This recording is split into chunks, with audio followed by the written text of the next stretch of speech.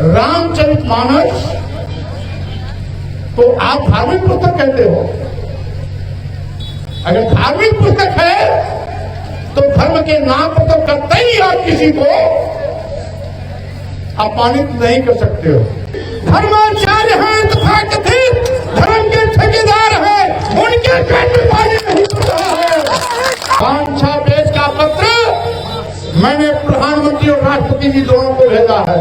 जो स्वामी प्रसाद मौर्य का सिर काटने के लिए 51 लाख 21 लाख की सुपारी दे रहे थे, जो स्वामी प्रसाद मौर्य का जीव काटने के लिए 11 लाख 5 लाख की सुपारी दे रहे थे, जो स्वामी प्रसाद मौर्य का हाथ काटने, कान काटने, नाक काटने की बात कर रहे थे, अब भागवत जी बोल दिए तो उनका क्यों नहीं सिर काटने की बात कर रहे हो।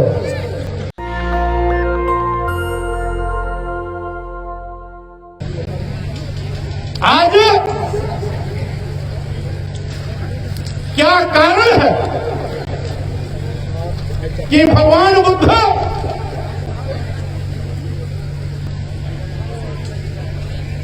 केवल देश में ही नहीं,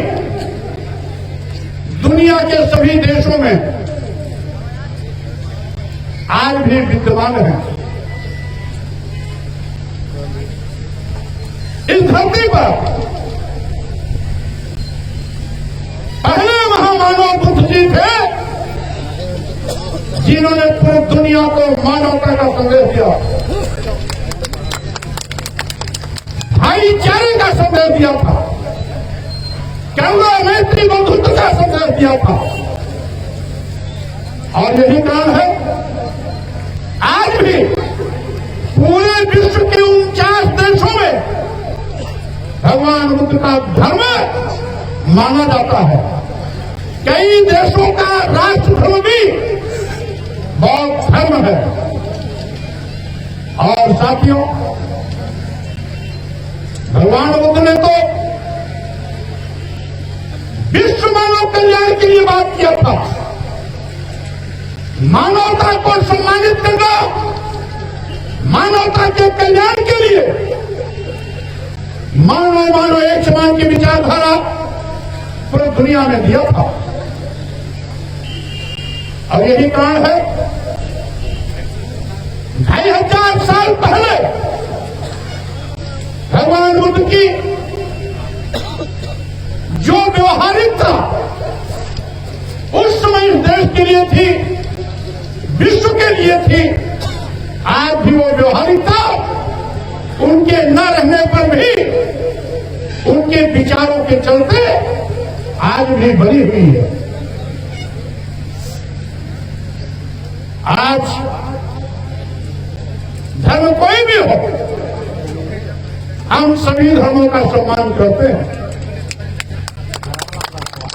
क्योंकि धर्म का मकसद मानव कल्याण और मानवता का सशक्तिकरण है। इसीलिए बुद्ध पूरी दुनिया में पूजे जाते हैं, क्योंकि उन्होंने किसी प्रकार का ढोंग, पाखंड, छलावा, दिखावा नहीं किया। जो भी किया मानवता के कल्याण के लिए, मानवता के सशक्तिकरण के लिए किया। और यही नहीं, पहले आपके यहां भगवान बुद्ध की मूर्ति इन पहाड़ियों में मिली, आपके मिर्जापुर की भी पहाड़ियों में भगवान बुद्ध की मूर्ति मिली। यहां तक कि अयोध्या में पुरातत्व विभाग द्वारा 3 बार खुदाई हुई थी। पुरातत्व विभाग द्वारा भारत सरकार 3 बार की खुदाई में भगवान बुद्ध और बुद्धकालीन अवशेष मिले थे। यही नहीं, हम तुम्हारे साथ हैं, हम तुम्हारे साथ हैं। यही नहीं, आपको याद होगा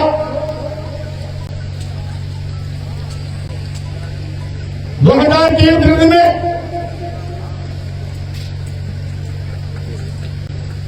अफगानिस्तान में भगवान बुद्ध की 100 फुट की मूर्ति तोड़ी गई थी। उस समय वहां के तालिबानों ने तोड़ा था।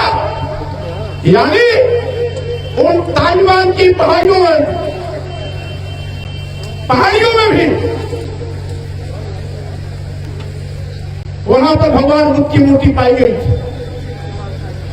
अभी 4-5 साल पहले अमेरिका के रांची की पहाड़ियों में वहां की सरकार ने प्रकृति विभाग द्वारा खुदाई कराई तो रांची की पहाड़ियों में भगवान बुद्ध की मूर्ति मिली। साइबेरिया का पठार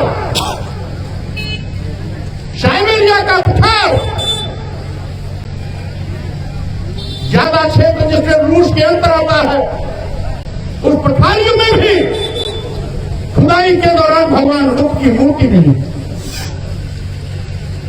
रूस जो पहले 100% कम्युनिस्ट था, आज वहां की आबादी 40% बौद्ध धर्मावलंबी बन गई है। चीन, जापान, लंका, इंडोनेशिया, आज यहाँ छोटे छोटे तमाम देश पहले से बुद्धिस्ट है। जावा, सुमात्रा, बोर्नियो, म्यांमार, ये सब पहले से बुद्धिस्ट है। लेकिन रूस में बौद्ध धर्म का विस्तार इस बात को साबित करता है कि बुद्ध का जो मानवता का कल्याण का संदेश है वो पूरी दुनिया में सर्वमान्य है। यही नहीं, हमारे देश के प्रधानमंत्री माननीय नरेंद्र मोदी जी अमेरिका जाते हैं, यूनाइटेड नेशन में जब बात करते हैं तो वहां भी कहते हैं हम उस भारत भूमि से आए हैं जहां भगवान बुद्ध पैदा हुए और जहां बुद्ध है वहां युद्ध की बात नहीं हो सकती है, ये मोदी जी ने कहा था। यानी साथियों, भगवान बुद्ध का संदेश हमको करुणा, मैत्री, बंधुत्व का संदेश देता है, हमें भाईचारा का संदेश देता है, हमें मानो एक समान का संदेश देता है, हमें सम्मान स्वाभिमान से जीने का अवसर देता है। और इसीलिए आज भगवान बुद्ध के विचारों की स्वीकारता पूरे विश्व में है। हमने देखा कि साथियों, कुछ लोग धर्म के नाम पर भेदभाव का पाठ पढ़ाते हैं। जब हम सभी इंसान हैं, सभी को बराबर भूख लगती है, सभी को रोटी, कपड़े, मकान और घर की जरूरत पड़ती है, तो साथियों सभी को सम्मान और स्वाभिमान भी प्यारा लगता है। रोटी की भूख बर्दाश्त की जा सकती है, लेकिन सम्मान पर कोई चोट करता है तो सम्मान की भूख अगर एक बार किसी ने उसको अपमानित कर दिया तो सम्मान की भूख कभी वापस नहीं होती है। यानी हम रोटी आज नहीं मिलेगी, कल खा लेंगे, बात चल जाएगी, लेकिन आज अगर कोई हमें अपमानित करता है तो ये अपमान जिंदगी भर हमें कचोटता रहेगा। तो धर्म के ठेकेदार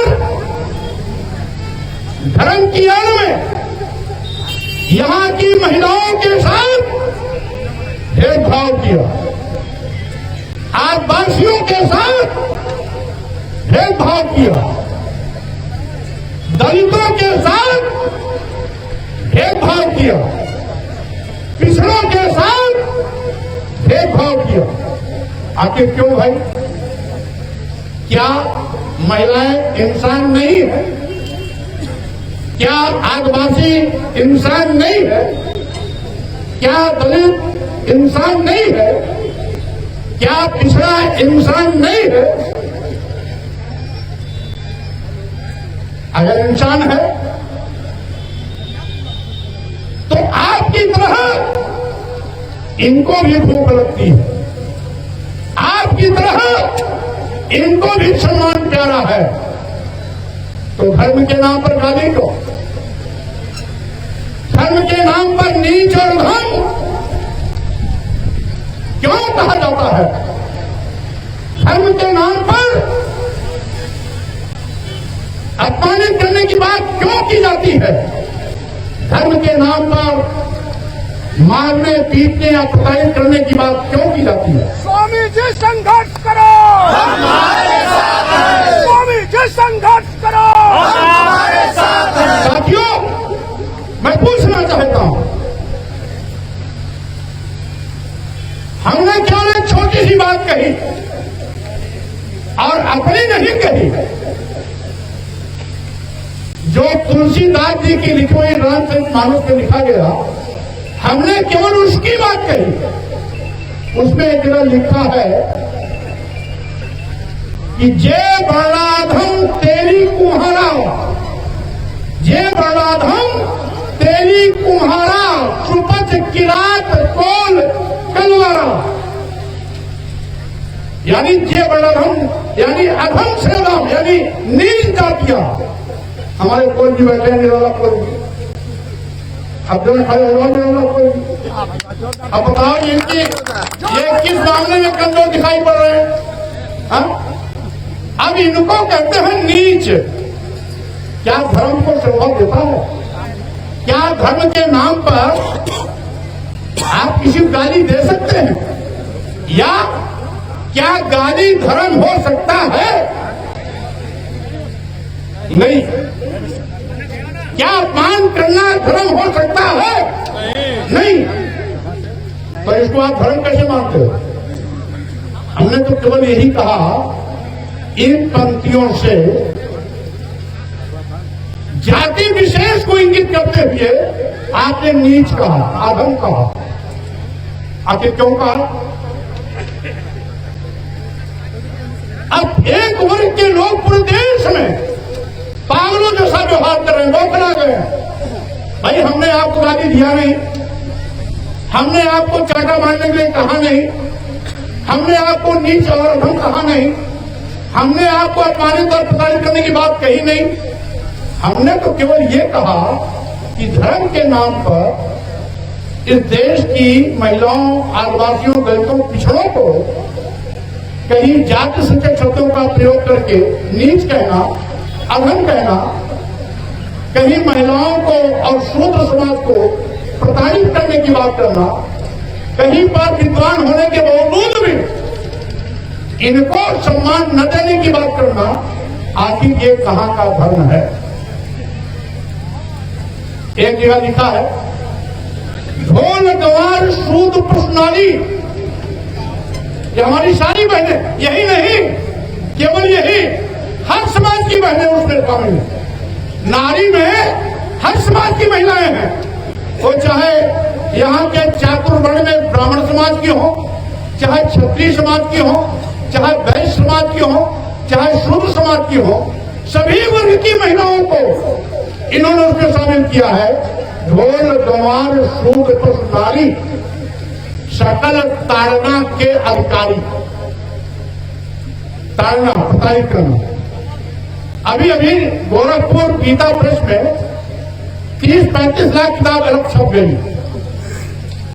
केवल एक शब्द बदलने के कि ताड़ना का अर्थ शिक्षा हो गया।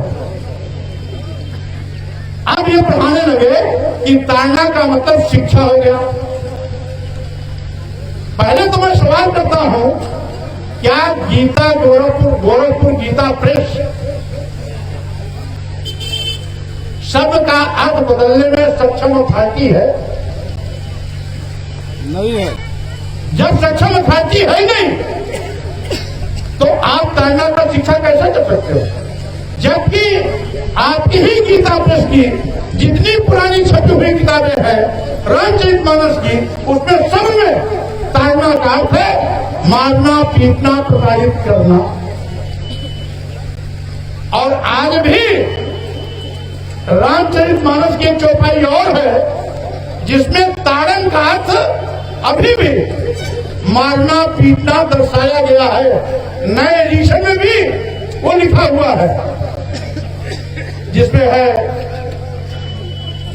श्रापत ताड़त पुरुष कहंता, श्रापत ताड़त पुरुष कहंता, पूजे विप्र कहा सब संता।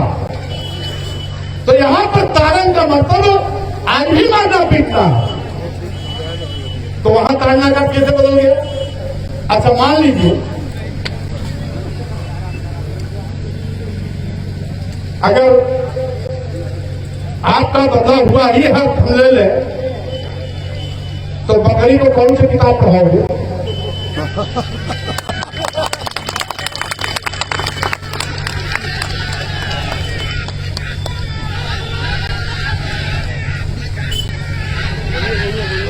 गधे, घोड़े, खच्चर को किस स्कूल में पढ़ाने का काम करोगे?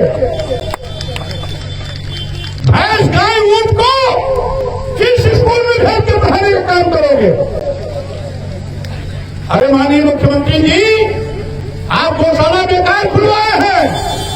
इन सारे जानवरों को स्कूल में भेजिए पढ़ने के लिए और जानवरों को स्कूल में भेजिए।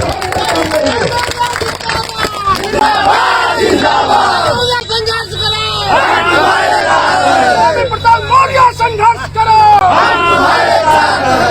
इसलिए आप जितना भी रंग बदलोगे उतने बुरी तरह फंसोगे। सीधे सीधे बात मान लो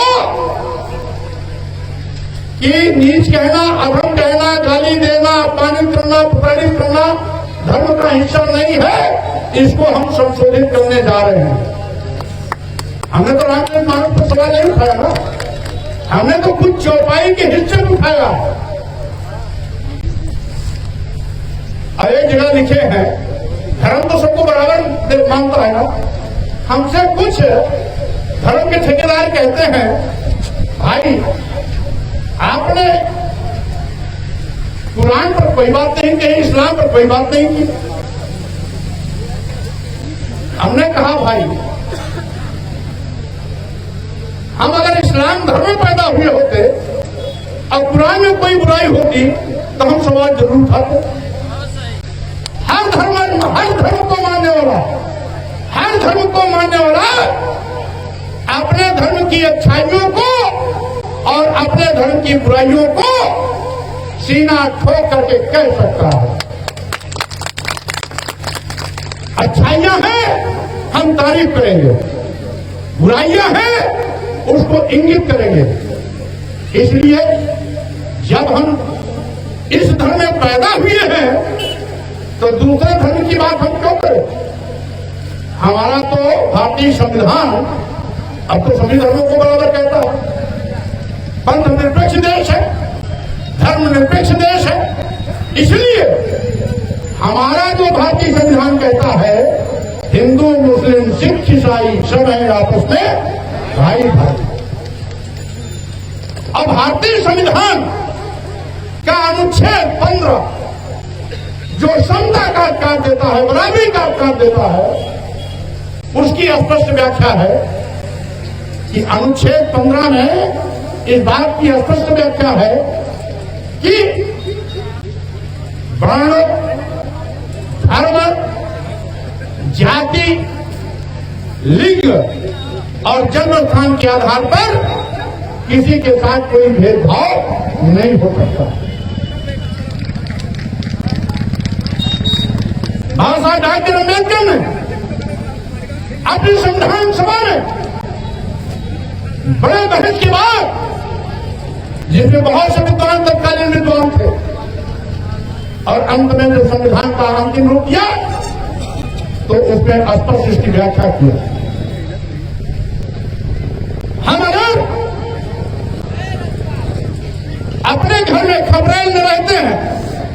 अगर किसी खपड़े या छप्पर में है तो वो टपकेगा, वो छुएगा, तो हम रहते हैं तो हम ही उसको बनाएंगे, दूसरा नहीं बनाएगा।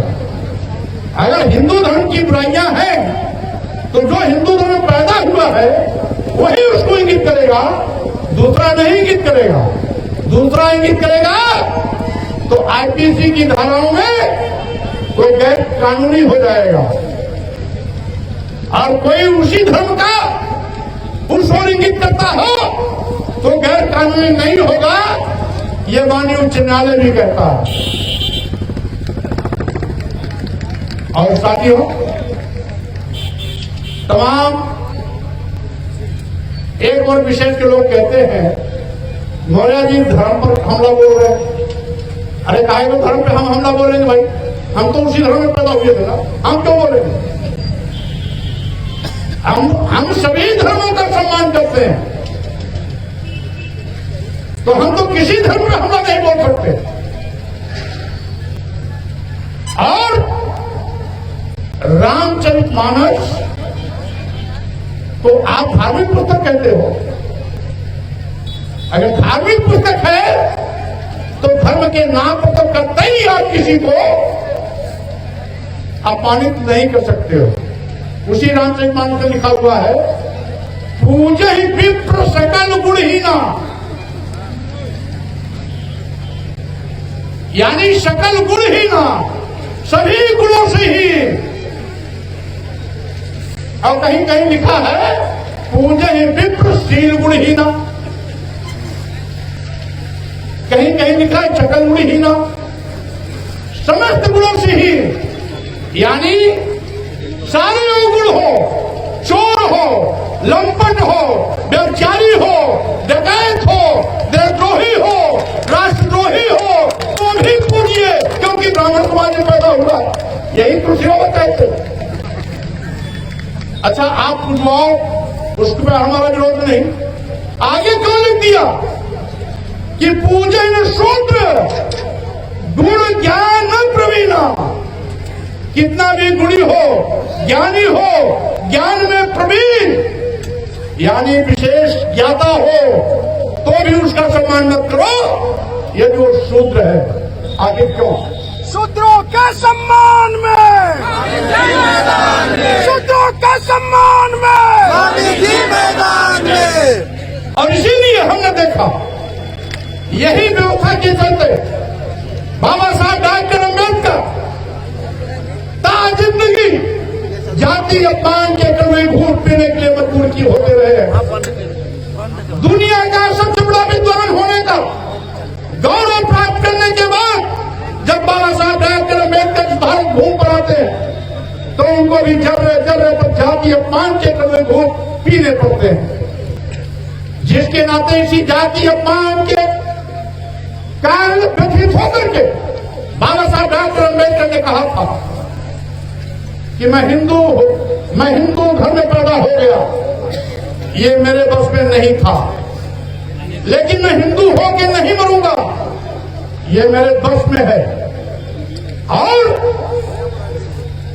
1956 में, यानी संविधान लागू होने के बाद, कानून मंत्री भी बन गए उसके बाद, इसी जाति अपमान से मुक्ति पाने के लिए 10 लाख लोगों के साथ नागपुर की दीक्षा भूमि में बाल धर्म करने का काम किया था। अरे स्वामी प्रसाद मौर्य से पूरे देश के जितने भी धर्माचार्य हैं तथा कथित धर्म के ठेकेदार हैं, उनके पेट में पानी नहीं पड़ रहा है।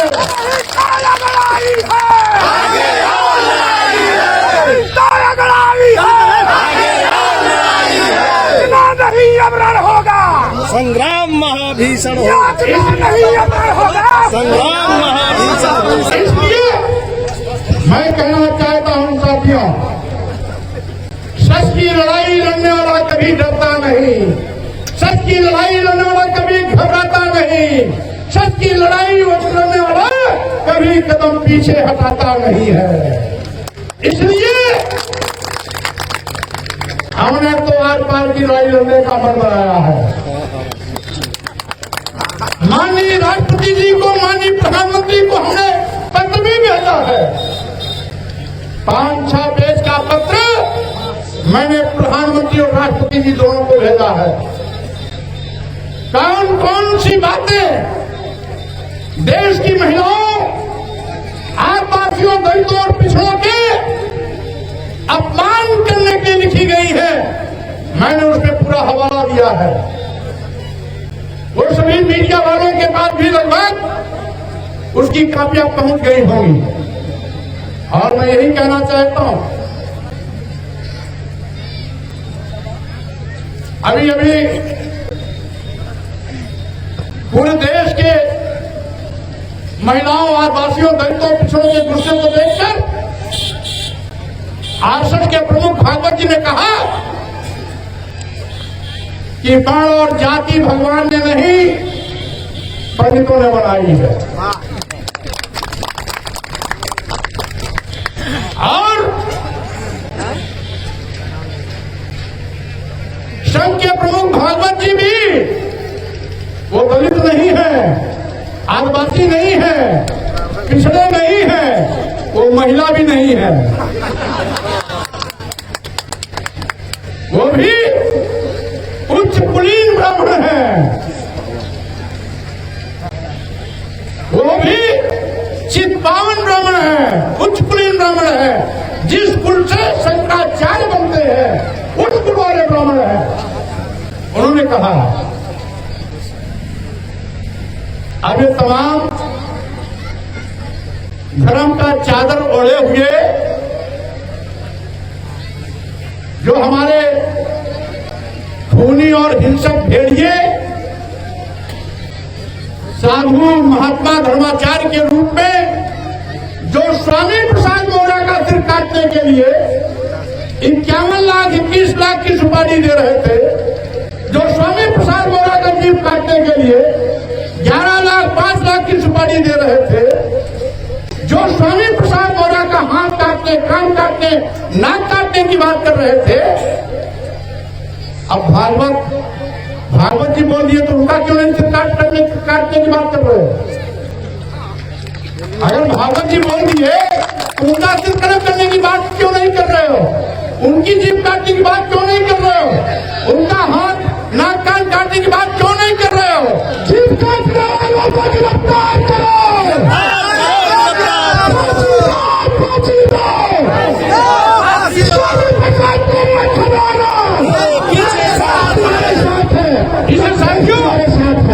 मैं ये भी कहना चाहता हूं, ये भेदभाव बंद करो। नेशनल दस्तक की आपसे गुजारिश है कि अगर इसको बचाना चाहते हैं तो नेशनल दस्तक को सब्सक्राइब करने के लिए रेड कलर के सब्सक्राइब बटन को दबाएं, फिर बेल आइकन की घंटी दबाएं। नेशनल दस्तक को बचाने के लिए बहुत जरूरी है कि हर खबर को शेयर करें, लाइक करें, कमेंट जरूर करें।